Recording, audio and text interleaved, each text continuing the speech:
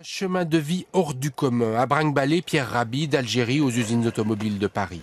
En 1961, dans l'incrédulité générale, il fuit la capitale et s'installe dans une ferme au cœur de l'Ardèche. On rencontrait les paysans qui nous disaient « Qu'est-ce que vous venez foutre ici? Il n'y a pas de vie ici, il faut retourner en ville. » Il s'accroche, épouse Michel, parisienne elle aussi, élève sa famille, longtemps sans eau courante, sans électricité, subjugué par la beauté du lieu.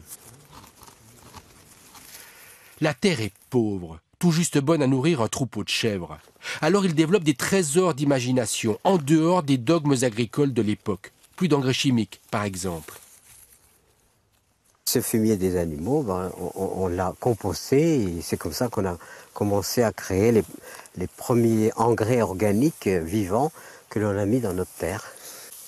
Bien avant tout le monde, il développe l'agroécologie. Tous les déchets organiques sont mis là, donc stratifiés, mis en fermentation. Et on obtient ce terreau-là. Et petit à petit, il va faire école. On le réclame sur les terres arides du Sahel. Au Burkina Faso, ces méthodes naturelles, enseignées directement aux paysans, multiplient par 3 les rendements agricoles. Ça donne de la vitalité au sol. L'engrais chimique, ça tue le sol.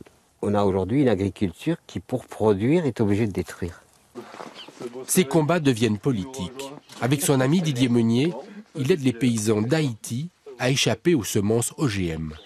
Didier, c'est bien, tu nous parles de semences reproductibles, de semences libres, mais où est-ce qu'on trouve les souches? L'humanité est entièrement menacée par la cupidité des gagneurs d'argent. Et à travers une dizaine de livres, Pierre Rabhi raconte comment il est devenu militant de la décroissance. Faire comprendre que la croissance est le problème, c'est pas la solution.